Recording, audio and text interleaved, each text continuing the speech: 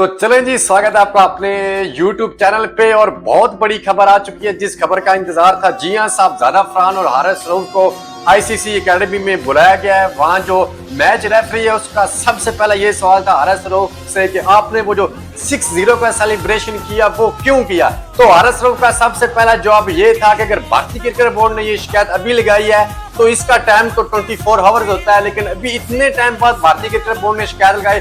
फिर अगला सवाल फिर रेफरी ने रिपीट किया कि चलो शिकायत उन्होंने लेट लगाई या अभी लगाई, आप जवाब दो कि इसका क्या मतलब था, आपने ये सेलिब्रेशन क्यों की। तो हारिस रऊफ ने कहा कि 6-0 का मतलब अगर कोई इतना इंपॉर्टेंट है, इतना अहम है, तो ये भारत से पहले आप खुद पूछें कि इसका क्या मतलब है। मैंने तो बस ऐसी सेलिब्रेशन कर दिया, इसका कोई खास मतलब है ही नहीं। अगर भारत को लगता है कि इसका कोई मैनी है तो वो मुझे भी एक्सप्लेन करे और आपको भी एक्सप्लेन करे, तो आगे रेफरी जो है वो हंसने लग पड़े। इसका मैं क्या बोलूं, क्योंकि उसके रेफरी के पास भी कोई जवाब तो था नहीं इसका।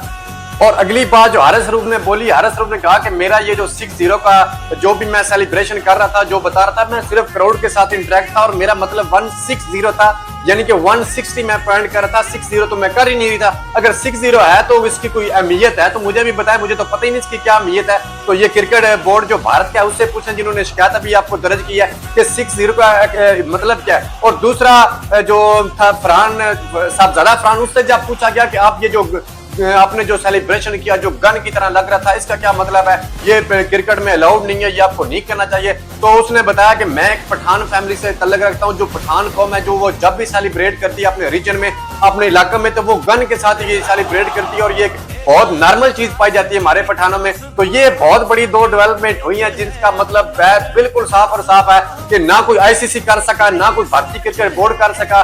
सुरखरू हुआ हारिस रऊफ और सुरखरू हुआ साहबजादा फरहान।